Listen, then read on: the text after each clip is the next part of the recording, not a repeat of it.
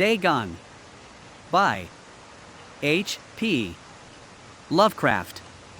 I am writing this under an appreciable mental strain, since by tonight I shall be no more penniless, and at the end of my supply of the drug which alone makes life endurable. I can bear the torture no longer, and shall cast myself from this garret window into the squalid street below. Do not think from my slavery to morphine that I am a weakling or a degenerate. When you have read these hastily scrawled pages you may guess, though never fully realize, why it is that I must have forgetfulness or death. It was in one of the most open and least frequented parts of the broad Pacific that the packet of which I was supercargo fell a victim to the German sea raider. The Great War was then at its very beginning, and the ocean forces of the Hun had not completely sunk to their later degradation, so that our vessel was made legitimate prize, whilst we of her crew were treated with all the fairness and consideration due us as naval prisoners. So liberal, indeed, was the discipline of our captors, that 5 days after we were taken I managed to escape alone in a small boat with water and provisions for a good length of time. When I finally found myself adrift and free, I had but little idea of my surroundings. Never a competent navigator, I could only guess vaguely by the sun and stars that I was somewhat south of the equator. Of the longitude I knew nothing, and no island or coastline was in sight. The weather kept fair, and for uncounted days I drifted aimlessly beneath the scorching sun, waiting either for some passing ship, or to be cast on the shores of some habitable land. But neither ship nor land appeared, and I began to despair in my solitude upon the heaving vastnesses of unbroken blue. The change happened whilst I slept. Its details I shall never know, for my slumber, though troubled and dream-infested, was continuous.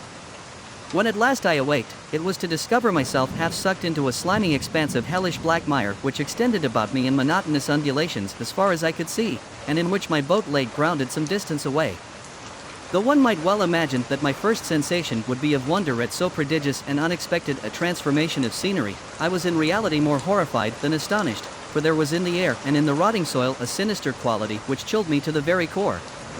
The region was putrid with the carcasses of decaying fish, and of other less describable things which I saw protruding from the nasty mud of the unending plain.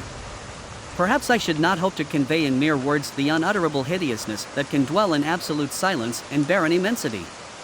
There was nothing within hearing, and nothing in sight save a vast reach of black slime, yet the very completeness of the stillness and homogeneity of the landscape oppressed me with a nauseating fear. The sun was blazing down from a sky which seemed to me almost black in its cloudless cruelty, as though reflecting the inky marsh beneath my feet. As I crawled into the stranded boat I realized that only one theory could explain my position. Through some unprecedented volcanic upheaval, a portion of the ocean floor must have been thrown to the surface, exposing regions which for innumerable millions of years had lain hidden under unfathomable watery depths. So great was the extent of the new land which had risen beneath me, that I could not detect the faintest noise of the surging ocean, strain my ears as I might. Nor were there any seafowl to prey upon the dead things. For several hours I sat thinking or brooding in the boat, which lay upon its side and afforded a slight shade as the sun moved across the heavens. As the day progressed, the ground lost some of its stickiness, and seemed likely to dry sufficiently for traveling purposes in a short time. That night I slept but little, and the next day I made for myself a pack containing food and water, preparatory to an overland journey in search of the vanished sea and possible rescue. On the third morning I found the soil dry enough to walk upon with ease. The odor of the fish was maddening, but I was too much concerned with graver things to mind so slight an evil, and set out boldly for an unknown goal. All day I forged steadily westward, guided by a faraway hummock which rose higher than any other elevation on the rolling desert.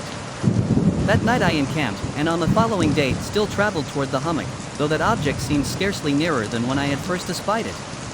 By the fourth evening I attained the base of the mound, which turned out to be much higher than it had appeared from a distance, an intervening valley setting it out in sharper relief from the general surface.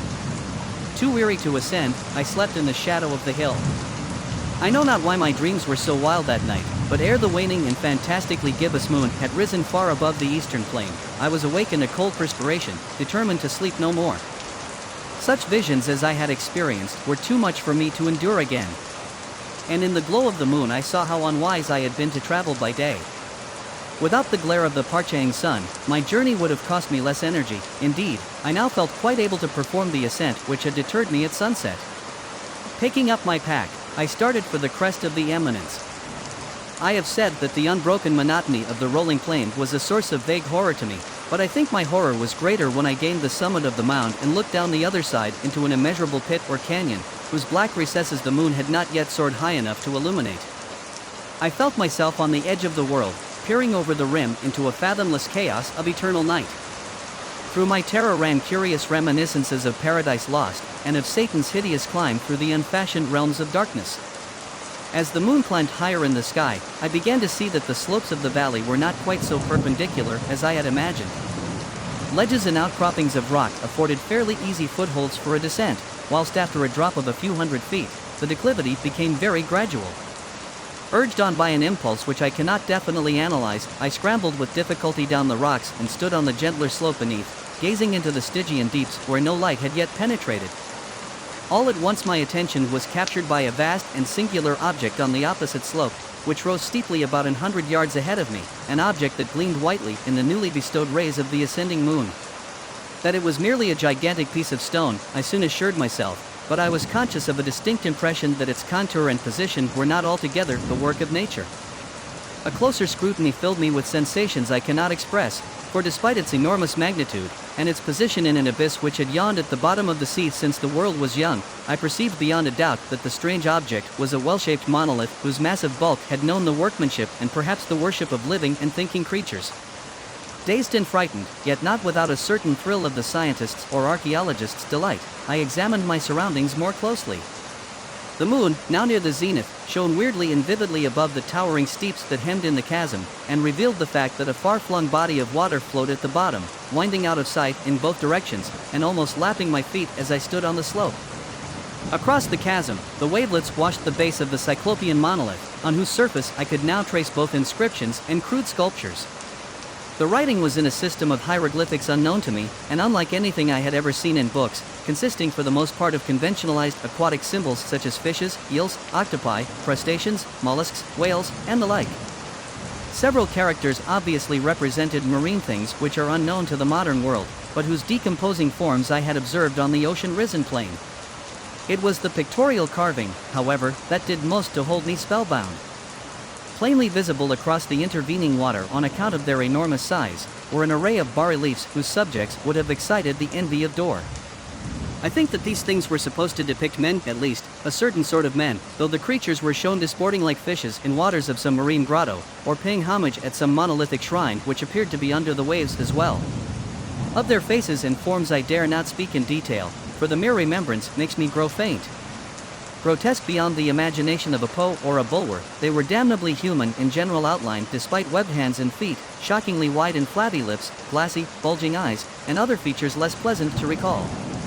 Curiously enough, they seemed to have been chiseled badly out of proportion with their scenic background, for one of the creatures was shown in the act of killing a whale represented as but little larger than himself.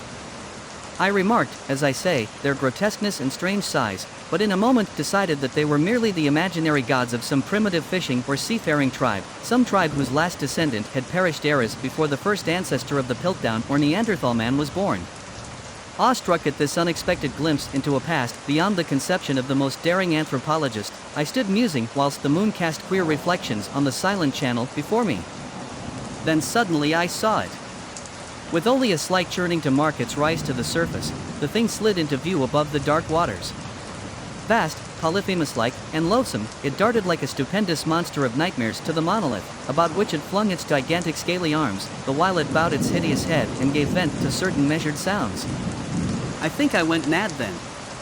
Of my frantic ascent of the slope and cliff, and of my delirious journey back to the stranded boat, I remember little.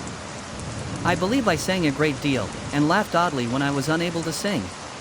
I have indistinct recollections of a great storm some time after I reached the boat. At any rate, I know that I heard peals of thunder and other tones which nature utters only in her wildest moods. When I came out of the shadows, I was in a San Francisco hospital, brought thither by the captain of the American ship which had picked up my boat in mid-ocean. In my delirium I had said much, but found that my words had been given scant attention. Of any land upheaval in the Pacific, my rescuers knew nothing, nor did I deem it necessary to insist upon a thing which I knew they could not believe.